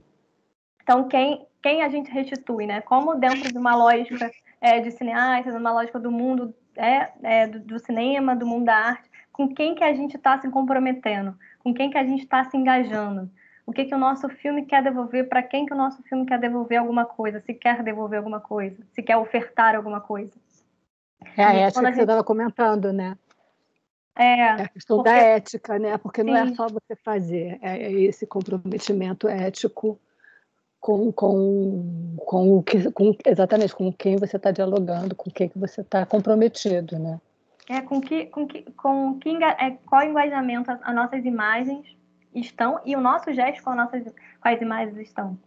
E aí o da Safira é diferente do Godard, que ele está falando sobre a Guerra dos Balcãs, que foi o último conflito que teve assim, na Europa, que foram vários ciclos de guerra super violento. Ele está se relacionando, está negando, não negando, né, mas ele está fazendo uma crítica à própria cultura, né, a cultura eurocêntrica que ele faz parte, da Europa que ele faz parte, né, enquanto pessoa que habita aquele espaço, mas que resolveu se filiar com outra, né, se afastou dessa cultura enquanto artista, enquanto cineasta, né, e aí nesse gesto ele está devolvendo isso não para a cultura burguesa, né, a esse gesto, ele se isola, e ele é esse artista que de fato vive esse isolamento. Já a Safira, e aí porque é muito interessante quando a gente pega essas aproximações, e eu lembrei de um diálogo do Godard com o Glauber, que o Godard fala, a gente tem que acabar com o cinema. E o Glauber fala para o Godard, calma que a gente ainda nem criou o cinema no terceiro mundo. Então, o Godard ele está criticando a cultura. Eu acho que o Safira falou, não, mas eu quero me apropriar dessa cultura, eu quero me apropriar da cultura imagética, eu quero me apropriar desse lugar de fabular sobre a minha narrativa, eu quero me apropriar da representação. E aí, quando eu falei que eu não tenho uma aderência total, por exemplo, a esse artigo, a Pedagogia do Cinema, montagem, que tem uma explosão, assim, uma crítica muito radical à representação. Mas acho que quando tem outros agentes, outros sujeitos criando representações, já muda a chave. Então, às vezes, a gente já quer romper com algo que as pessoas nem conseguiram se apropriar. Então, como é que ele vai romper se, vai romper porque aquele grupo de 1% criou o cinema, já acabou o cinema? Não. E aí, quando eu falei também, a gente está voltando para o primeiro cinema, que as narrativas do TikTok, eu até queria terminar essa aula com um TikTok que eu descobri essa semana, o Rafael Vicente, que eu não sei quem conhece, é um TikTok da Maré, do Rio de Janeiro. A Maré, é o Complexo da Maré, uma favela do Rio de Janeiro. E aí ele pega o X-Men, ele pega a abertura do X-Men e ele faz a X-Mães, entenderam, né, mães? X-Mães Evolution. E é incrível, é 49 segundos. Eu vou terminar a aula com isso depois, antes da gente fechar. Mas é como a gente não pode, enquanto terceiro-mundista, enquanto países que passamos por processos de colonização, não entender o poder da representação também, negar a representação, sabe? Negar o poder das imagens da televisão e entender como a nossa relação não é só de passividade, sabe? É uma relação de criação, de invenção. E ainda tem muito a se fazer para se negar a representação e só para um outro tipo de cinema, né? As coisas precisam coexistir. Ainda mais quando a gente está falando de cinema nas escolas, com estudantes, com gente de 13, 14, 12 anos. Não é assim, você tem que ver Godard, ou é Godard que está pensando que tem uma seriedade com as imagens. Não, a gente vai ver o TikToker ali, e o TikTok está produzindo conhecimento tão quão importante para o nosso momento histórico, né? E saber como a gente pode fazer essas aproximações. O barato que eu venho aprendendo, que eu fui aprendendo, porque na minha primeira aula eu descobri que Central do Brasil era um filme antigo, né? Eu estava dando aula para gente nascida depois de 1998, e eu descobri que Central do Brasil era antigo. Então você tem que refazer os seus diferenciais. Você sabe? E aí é isso, você vai... X-Men vai tá possibilitando outras pontes, né? Pensar dispositivos a partir do som do X-Men, por exemplo. Então, eu acho que a memória, e quando a gente vem a memória, ela é essa ponte, porque aí você vai fazer o estudante, a partir da linguagem dele, olhar, às vezes, para um retrato da mãe, olhar para um retrato do pai, descobrir histórias antigas e fazer do jeito dele essa invenção, essa restituição, e aí junta o antigo e o novo, né? E a montagem é essa potência. E eu achei curioso na fala de vocês, não lembro quem falou, que aí começa o filme, aí começa o cinema, mas é tudo cinema. A imagem estática montada é cinema, né? A tela preta só com a voz é cinema. É tudo é o filme ali, né? Tudo é o cinema. Então, quando a fotografia ela já é deslocada do suporte, ela já vira cinema, né? Não é mais uma foto estática, já é uma foto em movimento, já é uma foto decupada. Esse artigo da Fernanda é maravilhoso porque você vê o quanto o Godard foi metódico. E a Safira, imagino também, né? Não li um artigo sobre, mas imagino também o quanto ela deve ter pensado cada tempo de duração, aquele ritmo. E, óbvio, o fato de revelar atrás Tarcísio e a Babá, o quanto isso diz sobre aquela imagem, né? Para quem aquela imagem foi feita.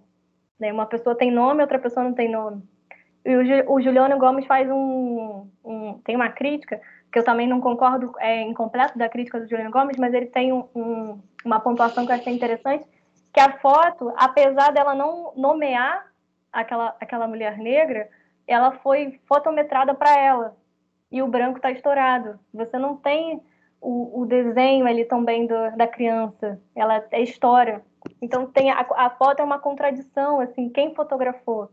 Né? Qual era a relação de quem fotografou com aqueles dois, que privilegiou a pele negra ao invés da pele branca na fotometria. Mas, enfim, aí seria, gente, 3 horas, 5 anos de... Mas vou passar de novo aí. A gente estourou um pouquinho, mas acho que vale a gente ficar pelo menos mais 5 minutos. A Anne quer falar, ela levantou a mão. Eu nem tô vendo. Pode falar, Anne. Tá com você. Vou fazer um comentário rapidinho aqui. Eu acho o Travessia um filmaço. Quando eu assisti em 2018, assim, eu fiquei muito impactada e desde então também acompanho o trabalho da Safira. O que eu vou comentar já rolou aqui, várias pessoas falaram, mas eu queria fazer uma observação.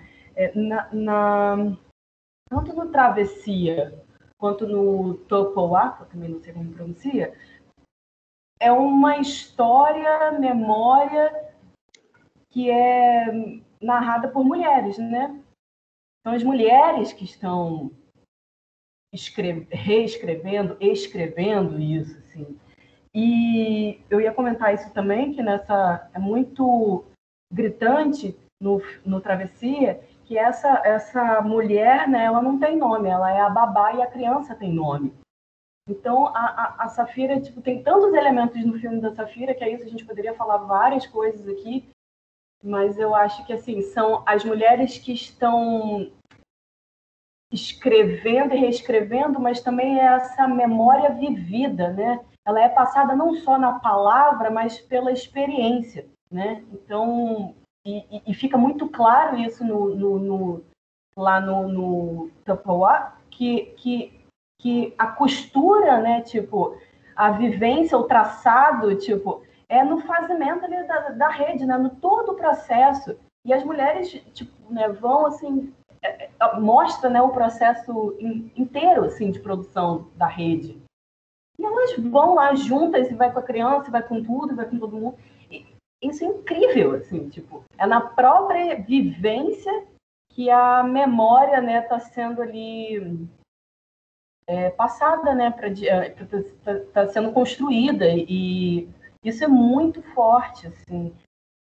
Então, eu acho que a Travessia, ela também traz isso, assim, dos corpos, né, do reenquadramento, assim, desses corpos, dessas famílias, de uma outra representação, assim, dos corpos das famílias negras.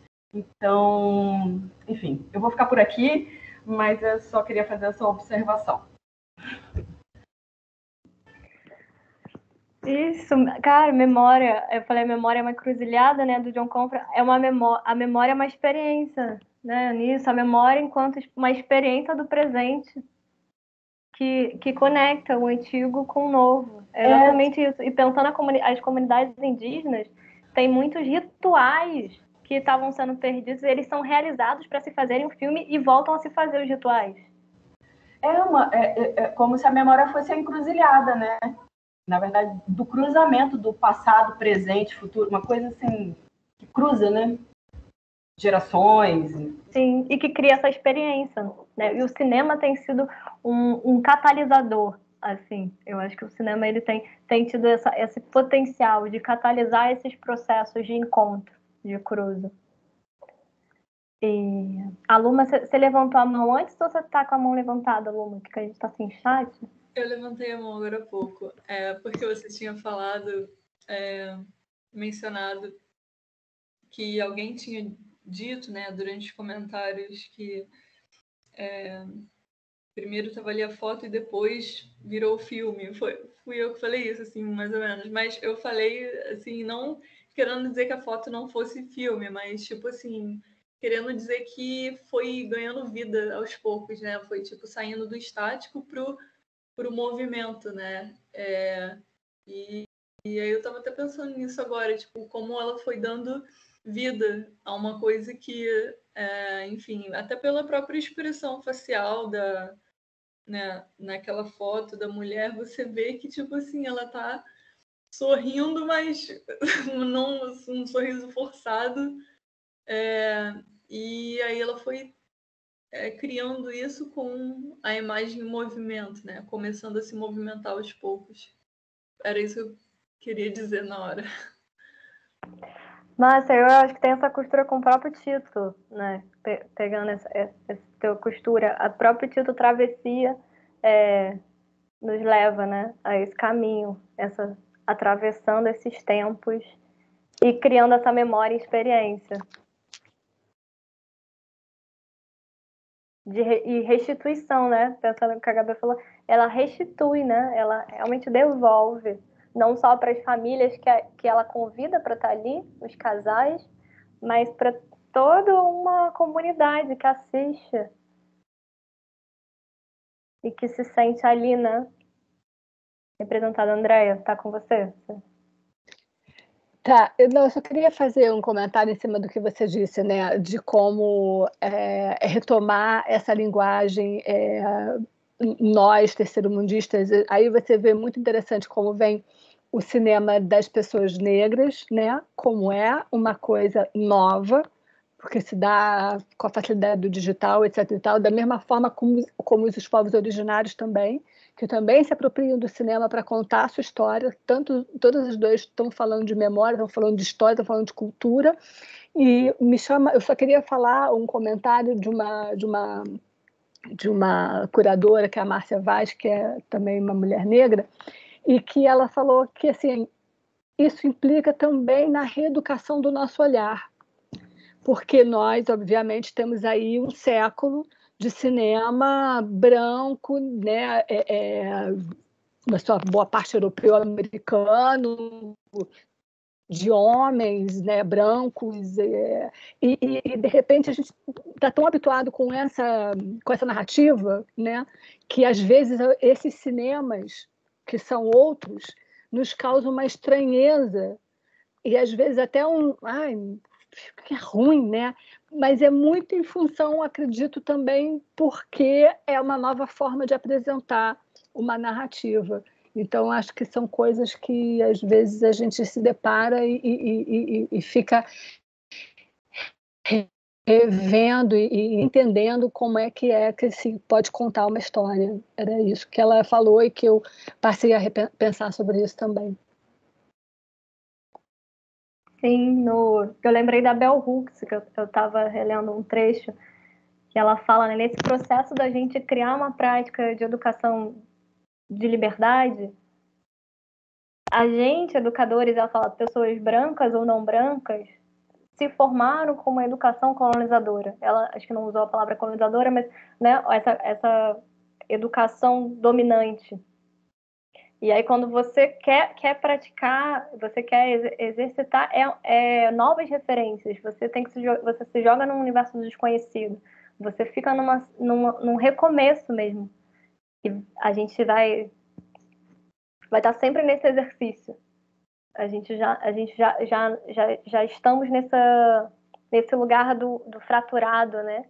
De algo que já fomos iniciados num processo sem saber que era do outro. Então, quando a gente começa a... E aí um outro tido como universal, que ela fala, é como se criou. E aí isso não só no cinema, na educação, o sujeito universal. E aí a Anne fez um comentário super importante, né? A gente pensar que os outros 2 filmes são de mulheres, apesar... Não, mas é uma mulher contando, né? Foi dirigido pela o Kamikia e o Simone, que são 2 homens, mas quem está contando a história é a anciã da comunidade Paracanã. Então isso já tem outro movimento. Isso vai ser novas descobertas, novos exercícios.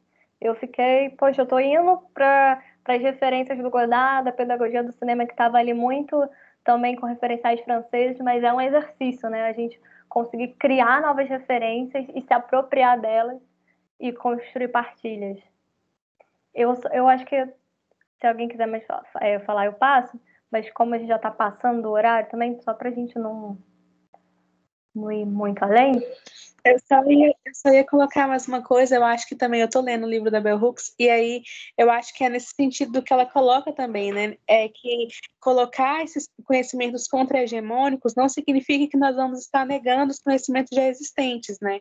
Mas que a gente vai estar colocando novas formas de diálogo para mostrar que essas formas também são construídas, né? Então eu acho que é esse o desafio, não é negar conhecimentos que são tidos como clássicos, mas é também trazer novos espaços de discussão sobre temáticas que estão aí e que respondem vários outros questionamentos, né? Enfim, só essa questão também que eu fiquei pensando, assim, como você pontuou, Paty. Nossa, maravilhosa, Luísa. É isso, a lógica da multiplicidade.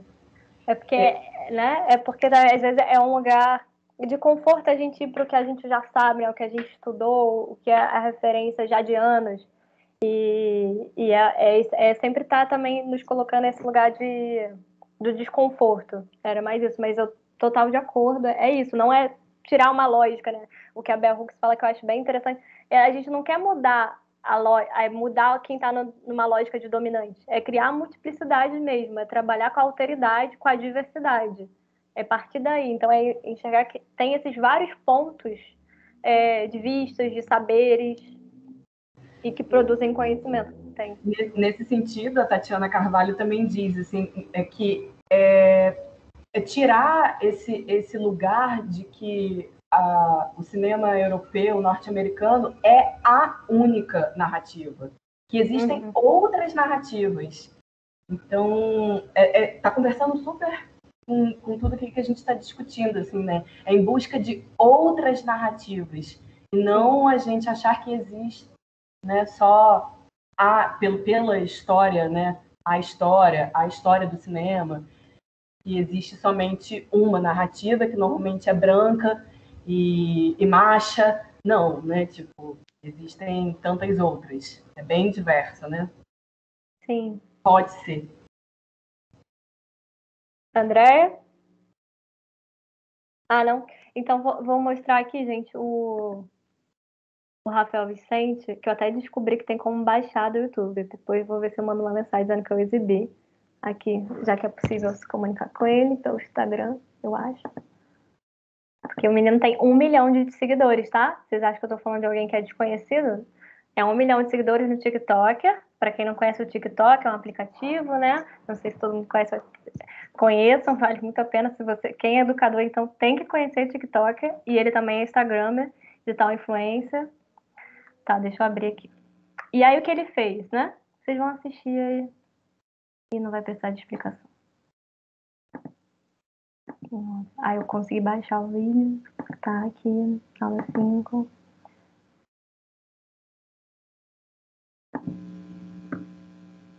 Remix. Porque eu, antes de apresentar ele, eu ia até pensei em falar um tópico que seria da antropofagia à cultura do remix. Mas, né, não ia dar tempo. Então a gente vai ver o próprio remix. Aqui. Deixa eu tirar meu fone. Então, o som tá alto, hein? Então, talvez, não sei, vamos ver.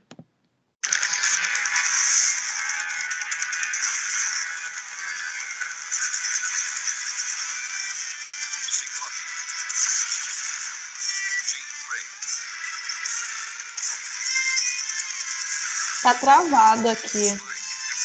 Tá travado? Aqui Travou. tá. Nossa, vou voltar então.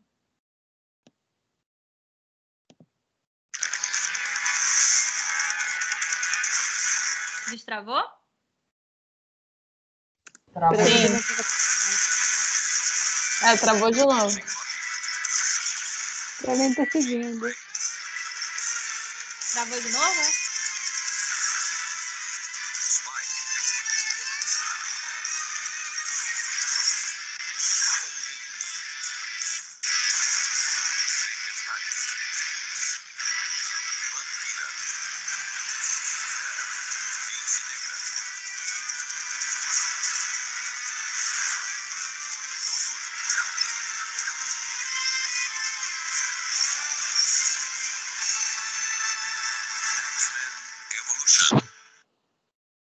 Eu vou mandar no Zap, gente, para vocês assistirem também, sem travar, porque eu travando prejudica.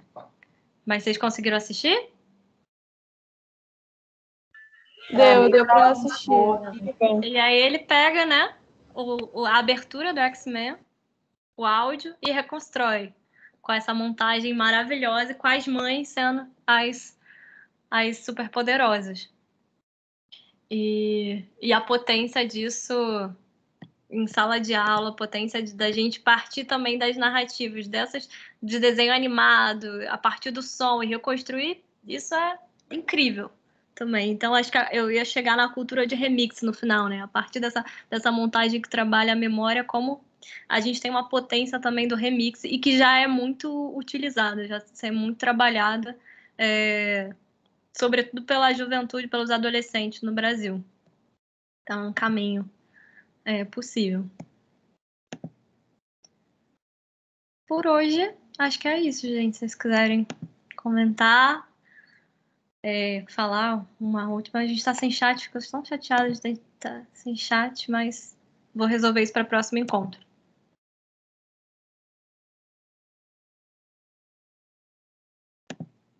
Não dá para ver vocês. Então, vou aproveitar aqui para me despedir. Muito obrigada pela aula mais uma vez, que eu vou entrar aqui na transmissão da semana. Abraço para todos. Até semana que vem. Amei. Beijo. Beijo, Anne. Boa semana. Obrigada. Tchau, HB. Tchau, gente. Boa noite. Eu vou mandar o vídeo do Rafael, então, lá no Zap. Tchau, gente. Obrigada, gente. Boa noite. Tchau, Boa noite. gente. Boa noite. Obrigada, gente. Boa noite.